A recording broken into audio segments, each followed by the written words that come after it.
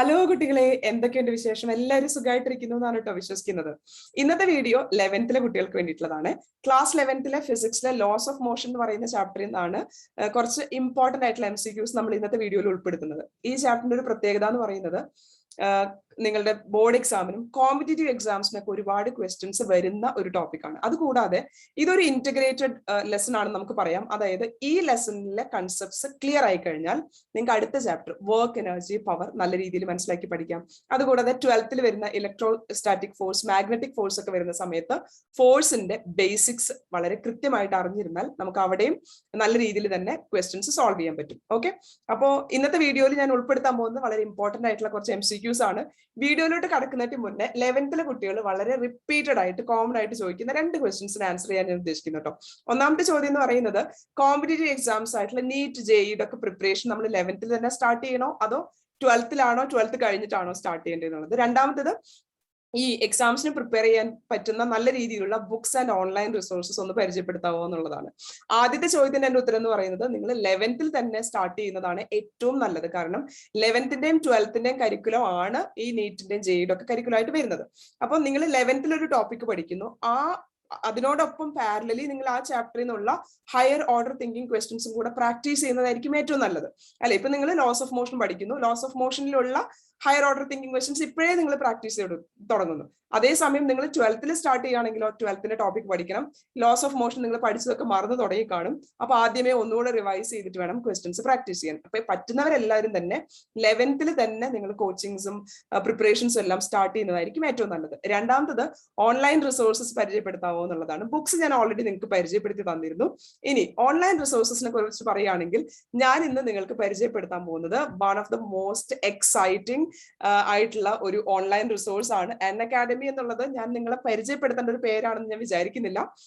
ഏറ്റവും സന്തോഷമുള്ള ഒരു കാര്യം പറയാൻ പോകുന്നത് അൺഅക്കാഡമിയിലുള്ള പ്ലസ് എഡ്യൂക്കേറ്റർ ആപ്പിലൂടെ ഞാനും ഇനി നിങ്ങളുടെ അടുത്തോട്ട് വരാൻ പോവാണ്. അപ്പോ നീറ്റിന്റെയും JEE എല്ലാം കോച്ചിങ് ക്ലാസ്സസ് എന്റെ ഭാഗത്തു നിന്നും അൺഅക്കാഡമിയിലൂടെ ഉണ്ടായിരിക്കുന്നതായിരിക്കും. പിന്നെ അൺഅക്കാഡമിയുടെ പ്ലസ് സബ്സ്ക്രിപ്ഷൻ എടുക്കുന്ന കുട്ടികൾക്ക് വേണ്ടിയിട്ട് ഒരു ഓഫർ ഞാൻ പറയുകയാണ്. ഞാൻ ഒരു റെഫറൽ കോഡ് തരാം. നിങ്ങൾക്ക് ഈ റെഫറൽ കോഡ് ഉപയോഗിച്ച് കഴിഞ്ഞാൽ ഈ സബ്സ്ക്രിപ്ഷൻസ് വിത്ത് ഡിസ്കൗണ്ട് ഉപയോഗിക്കാവുന്നതാണ്. ജസ്റ്റ് ഓഫ് 9558 എന്നുള്ളതാണ് നിങ്ങൾക്ക് എന്റെ ഭാഗത്തുനിന്ന് ഉപയോഗിക്കാൻ തരുന്ന റെഫറൽ കോഡ്. ഈ റെഫറൽ കോഡ് ഞാൻ ഡിസ്ക്രിപ്ഷൻ ബോക്സിലും കൂടെ ഇടാം. അപ്പൊ നിങ്ങൾക്ക് അവിടുന്ന് ഉപയോഗിച്ചുകൊണ്ട് പ്ലസ് സബ്സ്ക്രിപ്ഷൻ എത്രയും പെട്ടെന്ന് എടുക്കാം. ഈ പ്ലസ് സബ്സ്ക്രിപ്ഷൻ എടുത്തു കഴിഞ്ഞാൽ നീറ്റ് ആൻഡ് JEE ആസ്പിറൻസിനുള്ള ഒത്തിരി കോഴ്സസ് അവിടെ വെയിറ്റിംഗ് ആണ്. ഏതൊക്കെ കോഴ്സസ് ആണ് വെയിറ്റിംഗ് ആയിട്ടുള്ളത് എന്ന് ഞാനൊന്ന് പരിചയപ്പെടുത്തി തരാം. നിങ്ങൾക്ക് ലീഡേഴ്സ് ബാച്ച് ഫോർ ഡ്രോപ്പേഴ്സിനുള്ള ഒരു ലീഡേഴ്സ് ബാച്ച്, ഇതെല്ലാം സെപ്റ്റംബറിൽ സ്റ്റാർട്ട് ചെയ്യുന്ന കോഴ്സുകളാണ് കേട്ടോ. അച്ചീവേഴ്സ് ബാച്ച് ഉണ്ട്. നീറ്റ് UG 2022 ആണ് നിങ്ങളുടെ ലക്ഷ്യം എന്നുണ്ടെങ്കിൽ ജോയിൻ ചെയ്യാൻ പറ്റുന്ന ഒരു ബാച്ച് ആണ്. എക്സൈറ്റിംഗ് പാനൽ ഓഫ് ടീച്ചേഴ്സ് ആണ് നിങ്ങൾ വെയിറ്റ് ചെയ്തുകൊണ്ടിരിക്കുന്നത്. നീറ്റ് 2022 ആസ്പിറൻസിന് വേണ്ടിയിട്ട് മെഡിക്കോ ബാച്ച് ഉണ്ട്, അതും സെപ്റ്റംബറിലാണ് സ്റ്റാർട്ട് ചെയ്യുന്നത്. ഇനി നിങ്ങളുടെ ലക്ഷ്യം എയിംസിൽ ഒരു അഡ്മിഷൻ കിട്ടുക എന്നുള്ളതാണെങ്കിൽ എയിംസ് റാങ്കേഴ്സ് ബാച്ച് ഉണ്ട്, അതും നമുക്ക് സെപ്റ്റംബറിലാണ് സ്റ്റാർട്ട് ചെയ്യുന്നത്. NEET dream team is for NEET UG 2022. അതുകൂടാതെ അദ്വിതി ബാച്ച് ഉണ്ട്. ഇനി കോംബോ ഓഫേഴ്സ് എന്ന് പറയുന്നത് ഇപ്പൊ നിങ്ങൾ 11th 12th ഒക്കെ പഠിക്കുന്നതോടൊപ്പം തന്നെ, അതായത് 11th 12th coaching plus NEET or JEE coaching, അങ്ങനെയുള്ള കോമ്പിനേഷൻ പാക്കേജസ് നിങ്ങൾക്ക് എടുക്കാം. അതിൽ ഏറ്റവും ഇൻട്രസ്റ്റിംഗ് ആയിട്ട് എനിക്ക് തോന്നിയത് ഈ ബയോ മാത്സ് എടുത്തിട്ടുള്ള കുട്ടികൾക്ക് ഇപ്പോഴും ഒരു കൺഫ്യൂഷനിലാണ്. അതായത് നീറ്റ് പോണോ അതോ IIT JEE അതുപോലെയുള്ള എഞ്ചിനീയറിംഗ് സ്ട്രീമിലോട്ട് പോകണോ എന്നുള്ളത്. അപ്പൊ നിങ്ങൾക്ക് സൈമിൾട്ടേനിയസ് ആയിട്ട് നീറ്റിന്റെയും JEEയുടെയും കോച്ചിങ് എടുക്കാം. എന്നിട്ട് ഏറ്റവും നല്ല രീതിയിൽ റാങ്ക് കിട്ടി എവിടെയാണ് അഡ്മിഷൻ കിട്ടുന്നത്, അല്ലെങ്കിൽ by the time you reach that level you will be very clear about it, അല്ലെ? അപ്പൊ നീറ്റും JEEയുടെയും കോച്ചിങ് ഒരുമിച്ച് കൊണ്ടുപോകാൻ പറ്റുന്ന കോംബോ പാക്കേജും കൂടെ ഉണ്ട്. ഇത് ഒരു എക്സൈറ്റിംഗ് കോംബോ എന്ന് ഞാൻ പറയുന്നു. അതിനേക്കാളും എനിക്ക് ഏറ്റവും കൂടുതൽ ഇഷ്ടം തോന്നിയത് നിങ്ങളുടെ പരിചയപ്പെടുത്താനായിട്ട് നീറ്റ് UGയുടെ മെഗാ കോംബാറ്റ് ആണ്. ഇത് ഒരു സ്കോളർഷിപ്പ് പ്രോഗ്രാം ആണ്. ആക്ച്വലി അൺഅക്കാഡമിയുടെ സബ്സ്ക്രിപ്ഷൻ പാക്കേജ് തന്നെ വളരെയധികം എക്കണോമിക്കലി ഫീസിബിൾ ആണ്. അത്ര അധികം ഫീസ് വരുന്ന ഒരു സബ്സ്ക്രിപ്ഷൻ പാക്കേജ് അല്ല. ഇനി അതുകൂടാതെ അൺഅക്കാഡമി നിങ്ങളുടെ ടാലന്റിനെയും കൂടെ എന്താ പറയാ കൺസിഡർ ചെയ്തുകൊണ്ട് നിങ്ങൾക്ക് ഫ്രീ ആയിട്ട് തന്നെ സബ്സ്ക്രിപ്ഷൻ പാക്കേജസ് എടുക്കാനുള്ള ഒരു ഓപ്പർച്യൂണിറ്റിയാണ് ഈ സ്കോളർഷിപ്പ് പാക്കേജിലൂടെ തരുന്നത്. സ്കോളർഷിപ്പിന് വേണ്ടിയിട്ട് നിങ്ങൾ ഒരു എക്സാം ആണ് എഴുതേണ്ടത്. ഈ എക്സാമിന് എൻറോൾ ചെയ്യാനായിട്ട് ഫീസ് ഒന്നും കൊടുക്കേണ്ടതില്ല. നിങ്ങൾക്ക് ഫ്രീ ആയിട്ട് എക്സാമിന് എൻറോൾ ചെയ്യാം. രണ്ടാമത്തെ കാര്യം, ഈ exam is separate for class 11, 12 and 13. 13 repeaters batch. അതായത് 11th പഠിക്കുന്ന കുട്ടികൾ നിങ്ങളുടെ 11th ടോപ്പിക് മാത്രമാണ് എക്സാമിൽ എഴുതുന്നത്. നിങ്ങൾ കോമ്പീറ്റ് ചെയ്യുന്നത് 11th കുട്ടികളോട് മാത്രമാണ്. അപ്പോ ഇതിന്റെ ഒരു പ്രത്യേകത എന്ന് പറയുന്നത്, ഈ ഒരു സ്കോളർഷിപ്പ് കിട്ടിക്കഴിഞ്ഞാൽ നിങ്ങൾ ഈ എക്സാം എഴുതിയിട്ട് നിങ്ങളുടെ റാങ്ക് ടോപ്പ് 3 വരുവാണെങ്കിൽ നിങ്ങൾക്ക് 1 വർഷത്തേക്ക് പ്ലസ് സബ്സ്ക്രിപ്ഷൻ കംപ്ലീറ്റ്ലി ഫ്രീ ആയിട്ടാണ് അക്കാദമി തരാൻ പോകുന്നത്. അപ്പൊ ഇതുപോലെ നിങ്ങളുടെ ടാലന്റിനെ എന്താ പറയാ മണിയുമായിട്ട് കമ്പയർ ചെയ്യാത്ത ഒരു സോഴ്സ് ആണ്. അപ്പൊ അത് വളരെ ഒരു നല്ല കാര്യമായിട്ടാണ് എനിക്ക് തോന്നുന്നത്. നിങ്ങൾക്ക് നല്ല രീതിയിൽ നിങ്ങൾക്ക് അക്കാഡമിക്കലി ബ്രൈറ്റ് ആണെന്നുണ്ടെങ്കിൽ തീർച്ചയായിട്ടും നിങ്ങൾക്ക് അതിനുള്ള ഒരു value is given by an academy. ഇനി റാങ്ക് 4 to 10 ആണെങ്കിൽ 75% ഓഫ് ആണ് നിങ്ങളുടെ സബ്സ്ക്രിപ്ഷൻ ഫീസിൽ വരുന്നത്. അതുപോലെ ഓരോ റാങ്കിനും നിങ്ങളുടെ സബ്സ്ക്രിപ്ഷൻ ഓഫേഴ്സ് ഇവിടെ കൊടുത്തിട്ടുണ്ട്. അപ്പൊ ഈ ഒരു ഓപ്പർച്യൂണിറ്റി ഏറ്റവും പെട്ടെന്ന് തന്നെ നിങ്ങൾ ഗ്രാബ് ചെയ്യാൻ നോക്കുക. കാരണം എക്സാം എഴുതുക എന്നുള്ളത് വളരെ നിങ്ങൾക്ക് ഫ്രീ ആയിട്ട് എൻറോൾ ചെയ്യാവുന്നതും നിങ്ങളുടെ ടോപ്പിക്കിന്, അതായത് ഇപ്പൊ 11th പഠിക്കുന്നവർക്ക് 11th ടോപ്പിക്കിനെ ബേസ് ചെയ്തുകൊണ്ട് മാത്രമാണ് ഈ ക്വസ്റ്റ്യൻസ് വരുന്നത്. ഈ ഒരു ഓപ്പർച്യൂണിറ്റി എടുക്കാൻ നോക്കുക. അല്ലാന്നുണ്ടെങ്കിൽ ഞാൻ റെഫറൽ കോഡ് തരുന്നുണ്ട്. ആ റെഫറൽ കോഡ് ഉപയോഗിച്ചുകൊണ്ട് നിങ്ങൾക്ക് സബ്സ്ക്രിപ്ഷൻ ആക്ടിവേറ്റ് ചെയ്യാവുന്നതാണ് കേട്ടോ. അപ്പൊ നമുക്ക് നമ്മളുടെ ക്വസ്റ്റ്യൻസിലോട്ട് കടക്കാം.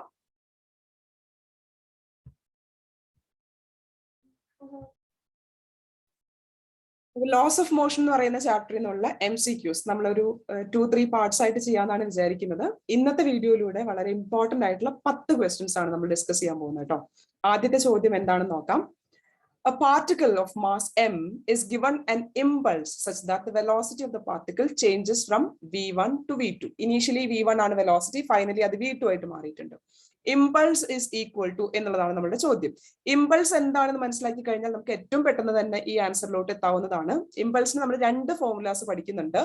ഇമ്പൾസ് എന്ന് പറയുന്നത് ഇമ്പൾസിന്റെ ലെറ്റർ ജെ ആണ്. എഫ് ഇൻടു ടി, അതായത് ഫോഴ്സ് ഇൻടു ടൈം, അതുപോലെ തന്നെ delta P change in momentum. ഈ 2 ഇക്വേഷൻസ് നമ്മൾ ഇമ്പൾസിന് പഠിക്കുന്നുണ്ട്.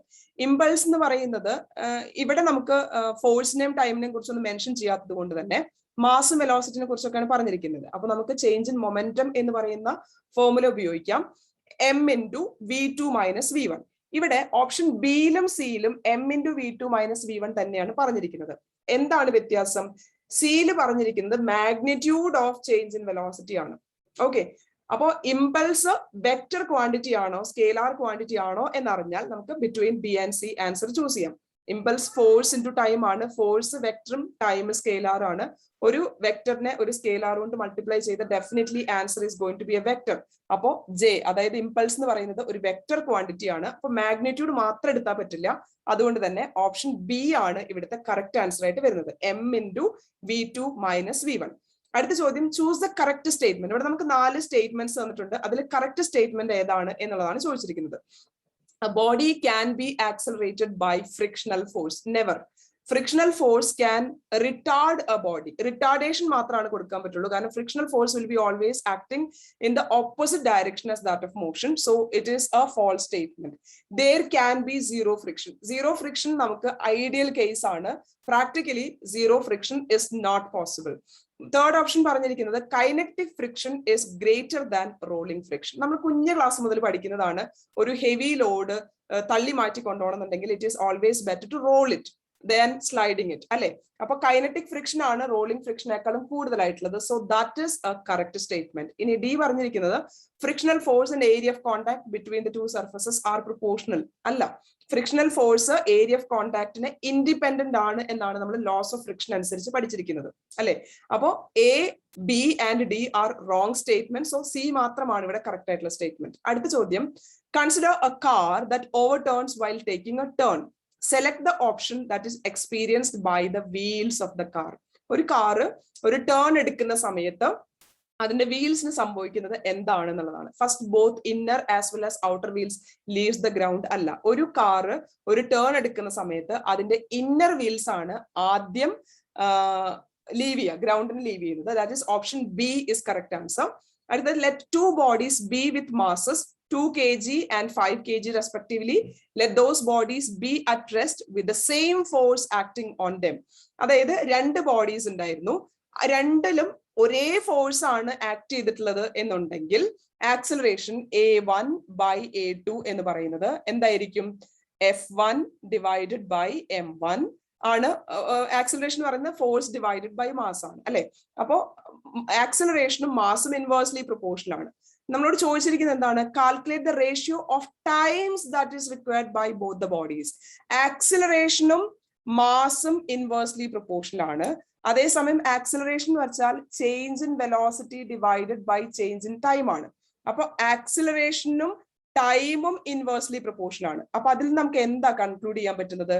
ടൈമും മാസും ഡയറക്ട്ലി പ്രൊപ്പോർഷണൽ ആണ്. കാരണം acceleration is inversely proportional to mass and acceleration is inversely proportional to time also. So time is directly proportional to mass. Mass 2 kg 5 kg ആണ്. അപ്പൊ time എന്ന് പറയുന്നത് അതേപോലത്തെ റേഷ്യോ ആണ് വരിക, വിച്ച് ഇസ് 2:5. അപ്പൊ ഓപ്ഷൻ എ ആണ് കറക്റ്റ് ആയിട്ട് വരുന്നത്. അടുത്ത ചോദ്യം, what is a force acting on the particle if motion of the particle is given by y equal to ut plus half gt square.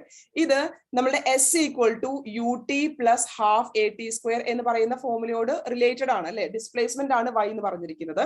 ഇവിടെ നമുക്ക് കമ്പയർ ചെയ്യുമ്പോൾ അറിയാൻ പറ്റുന്നുണ്ട് ആക്സിലറേഷൻ എന്ന് പറയുന്നത് g ആണ്, which is acceleration due to gravity.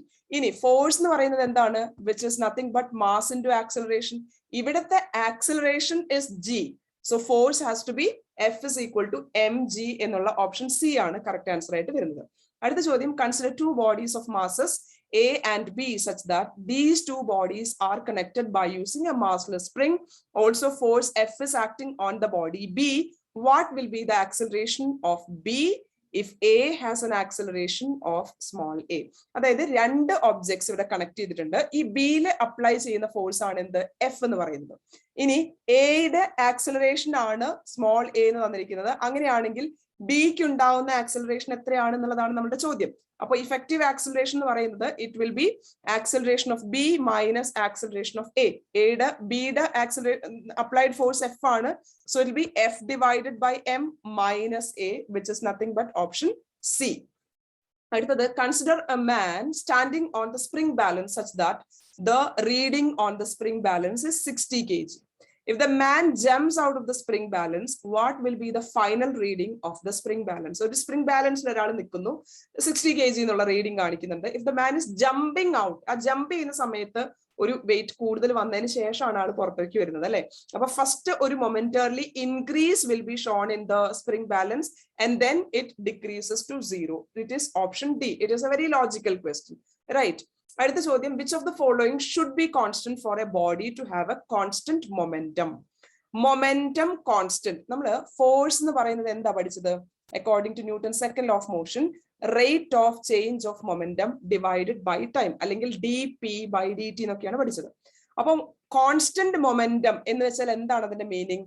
there is no change in momentum. Change in momentum 0 ആണെന്നാണ് അതിന്റെ അർത്ഥം. Constant momentum means change in momentum is 0. Change in momentum with respect to time ആണ് force. അപ്പൊ ഇവിടെ നമുക്ക് കിട്ടിയത് എന്താണ്? ഫോഴ്സ് 0 ആണ്. ഫോഴ്സ് 0 ആണെങ്കിൽ ആക്സിലറേഷൻ വിൽ ബി 0. ആക്സിലറേഷൻ 0 ആണെങ്കിൽ, ആക്സിലറേഷൻ എന്ന് വെച്ചാൽ എന്താ?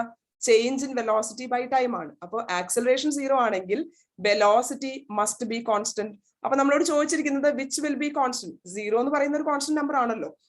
അപ്പോൾ ആക്സിലറേഷനും ഫോഴ്സും വെലോസിറ്റിയും എല്ലാം ഇവിടെ കോൺസ്റ്റന്റ് ആണ്, ഒന്നും ചേഞ്ച് ആവുന്നില്ല. So all of the above എന്നുള്ളതാണ് കറക്റ്റ് ആൻസർ ആയിട്ട് ചൂസ് ചെയ്യേണ്ടത് കേട്ടോ. A man in a train in motion is facing the engine. He tosses a coin up, the coin falls behind him. The train is. ഈ man train മുകളിലോട്ട് coin ഇടുക എന്നുള്ള question വളരെ common ആയിട്ടുള്ള ചോദ്യമാണ്. നിങ്ങൾ മനസ്സിലാക്കേണ്ട ഒരു കാര്യം, ഒരു ആള് ഒരു മുകളിലോട്ട് എന്തെങ്കിലും വസ്തു, കോയിൻ തന്നെ ആവണമെന്നില്ല, മുകളിലോട്ട് എറിഞ്ഞിട്ടുണ്ടെങ്കിൽ അയാൾ സഞ്ചരിക്കുന്നത് യൂണിഫോം സ്പീഡിലുള്ള ഒരു വെഹിക്കിളിലാണെങ്കിൽ that object will come back to his hands. Okay, അത് യൂണിഫോം സ്പീഡ് ആണ്, സ്പീഡ് ചേഞ്ച് ആവുന്നില്ല എന്നുണ്ടെങ്കിൽ ആ വസ്തു അയാളുടെ കയ്യിൽ തന്നെ വരും. ഇനി ആക്സിലറേറ്റഡ് ആണെങ്കിൽ എന്താ സംഭവിക്കുന്നത്? ഇയാൾ കുറച്ച് മുന്നിലോട്ട് മാറിയിട്ടുണ്ടായിരിക്കും, ഇതായിരിക്കും മാന്റെ പൊസിഷൻ. അതേസമയം coin will not have that acceleration അല്ലെ. അപ്പൊ coin will be falling backward if the vehicle is accelerated. ഇനി വെഹിക്കിൾ റിട്ടാർഡഡ് ആണെങ്കിലോ നെഗറ്റീവ് ആക്സിലറേഷൻ ആണെങ്കിൽ that object will be falling in front of him. ഈ 3 കാര്യങ്ങളൊന്ന് ഓർത്ത് വെച്ചാൽ ഈ കോയിൻ ടോസ് ചെയ്യുന്ന ക്വസ്റ്റ്യൻസ് നമുക്ക് എപ്പോഴും വളരെ എളുപ്പത്തിൽ ആൻസർ ചെയ്യാൻ പറ്റുന്നതായിരിക്കും കേട്ടോ. അപ്പൊ ഇവിടെ പറഞ്ഞിരിക്കുന്നത് coin is falling behind him. Behind എന്ന് വെച്ചാൽ എന്താ അർത്ഥം? The train or what ever vehicle it will B moving with uniform acceleration. Okay, അപ്പൊ അതിന്റെ ആൻസർ എന്താ വരുന്നത്? മൂവിങ് ഫോർവേഡ് വിത്ത് ആക്സിലറേഷൻ എന്നുള്ളതാണ് ആൻസർ ആയിട്ട് വരുന്നത് കേട്ടോ. അടുത്ത ചോദ്യം, ratio of force and acceleration measures. ഇതാണ് ഇന്നത്തെ വീഡിയോയിലെ അവസാനത്തെ ചോദ്യം. നമുക്ക് ratio of force and acceleration എന്താണ് എന്നറിയാം. F/A എന്ന് പറയുന്നത് according to Newton second law of motion which is nothing but M. Mass ആണ് ഫോഴ്സ് ബൈ ആക്സിലറേഷൻ എന്നുള്ളത്. ഇവിടെ മാസ് എന്ന് പറയുന്ന ഒരു ക്വാണ്ടിറ്റി കൊടുത്തിട്ടില്ല. പക്ഷെ മാസ് എന്തിനെ മെഷർ ചെയ്യുന്നുണ്ട്? Inertia is a measure of mass എന്നാണ് ന്യൂട്ടൺസ് ഫസ്റ്റ് ലോ നമ്മളെ പഠിപ്പിക്കുന്നത്. സോ F/A, അതായത് മാസ് എന്നുള്ളതിന് പകരമായിട്ട് ഫോഴ്സ് ആൻഡ് ആക്സിലറേഷന്റെ ratio is a measure of what?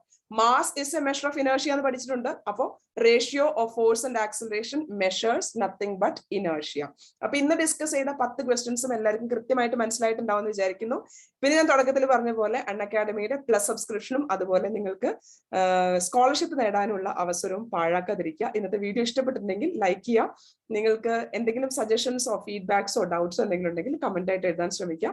Video കാണുന്നു, നിങ്ങൾ ചാനൽ സബ്സ്ക്രൈബ് ചെയ്തിട്ടില്ല ഇതുവരെ എന്നുണ്ടെങ്കിൽ ഒന്ന് സബ്സ്ക്രൈബ് ചെയ്യുന്നതും കൂടെ പരിഗണിക്കുക കേട്ടോ.